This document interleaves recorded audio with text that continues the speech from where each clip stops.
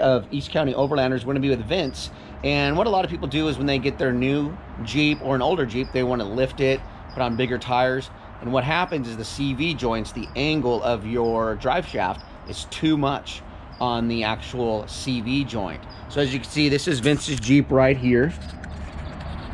All right, Vince, why don't you tell us about your Jeep, what year it is, and what you plan on putting on today? This is a 2015 Sport, so it's not fully geared up for the Rubicon, but I did have some aftermarket stuff like the sway bar disconnects. Bigger tires, I see. Bigger tires, obviously. Got a 2.5-inch lift plus some spaces on it. Upgraded the bumpers. Really nothing too crazy. It's enough to get me out there into some trouble and have some fun. How many miles do you have on your Jeep? When did you notice the noise of the CV joint going out? I got 130 on it right now. It's had some fun. Noticed some clicking sound coming up last time. Actually, you and I, Adam, were off-roading and looked underneath the hood or the carriage and saw some splatter and realized that the Receptacle joint failed. Did some research, realized the Receptacle joint is probably not the strongest application once you lift a Jeep. So did some research, found this awesome product. This is the ADAMS 1310 CV series, specifically geared for the JK, up to 37-inch tires, I believe what it is. Did a lot of research on this. They have some great YouTube videos other than the one we're going to be showing you today of the install. So this seems to be a pretty good, solid product. And also to represent, to get it dirty, I also got this ADAMS Driveshaft shirt that came with it, with all orders. So we're here to represent the ADAMS team. Thank you much, guys, for the expertise on getting me dialed with what I need. So what we're going to do is he's going to get started. Here's some of the tools that he will be using. As you can see, he's got the torque wrench. And what do you have here, Vince? This actually comes with it. This is the yoke. This replaces the Receptacle joint. This will actually go on the business side of the transfer case and go on the output shaft. So we're replacing this. This will bolt up to this once it's all said and done. Right there on the U joint. And replace the CV, the Receptacle joint. Perfect. All right, well, let's get started, and we'll show you how quickly this can be done. All right, so here is the failed Receptacle joint. If you can see here, this is the splatter from the grease that comes out of the boot, and right there is the fail point from the angle of the bedangle from lifting a Jeep. Granted, it's only 3.5 inches. It still is enough to put enough pressure on it to cause a point of failure. So what we're gonna be doing is replacing this guy with the other yoke. This is gonna come off. New yoke's gonna come on to the output drive shaft right here. This whole drive shaft right here, at this point that connects to the front differential, is going to come out and be replaced. This point is going to be contained and reused. This point is going to be the part that's going to be replaced.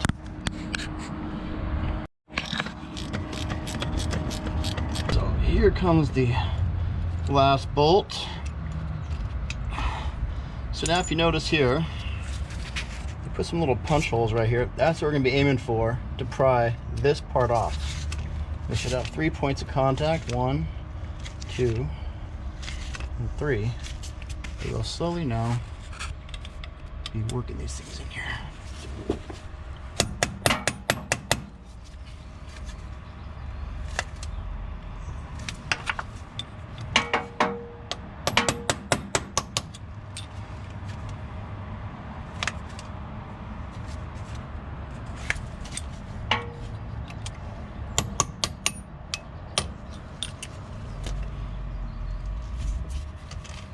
So what we're gonna do now that we broke the Receptacle joint off this back yoke off the transfer case, we're gonna put our 15 mil socket on here and break these bolts.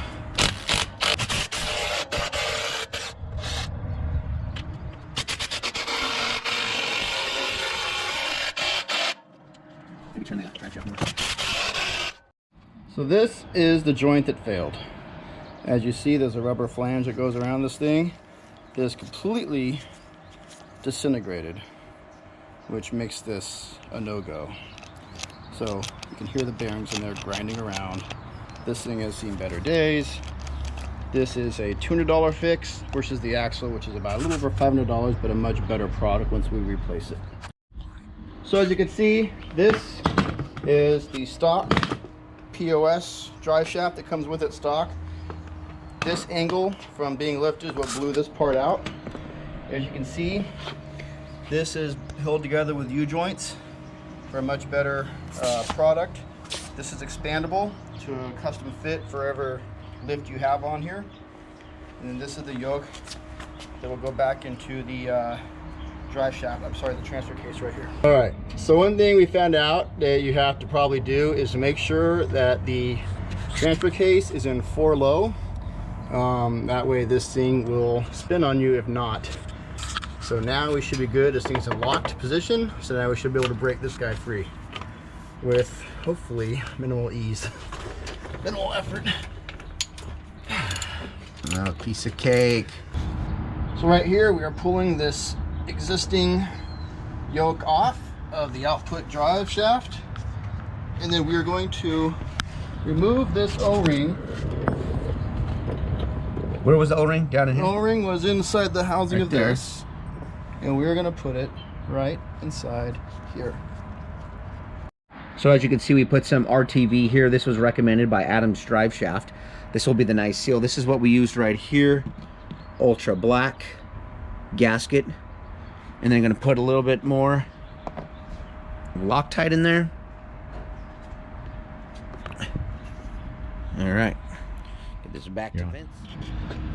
So now what we got here is we took off the 1.5-inch nut. We put the created a new gasket, the silicone, some Loctite, thread it on here.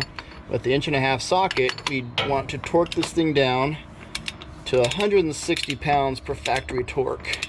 Specs. What we want to do here is with your 5/16 wrench, preferably a 16 point, is to start threading these guys on. Now factory spec is in a car, I think for 15 pounds, but of course you're never gonna be able to get these things torqued down, so just make sure you get them tightened up enough but not He-Man strength. Now I put the 4 bolts in here, they're factory bolts, put some thread tight on there, some Loctite. We're gonna rattle these down just to get them snugged in place. The factory tech specs on these is 80 pounds. Get those bolted up there.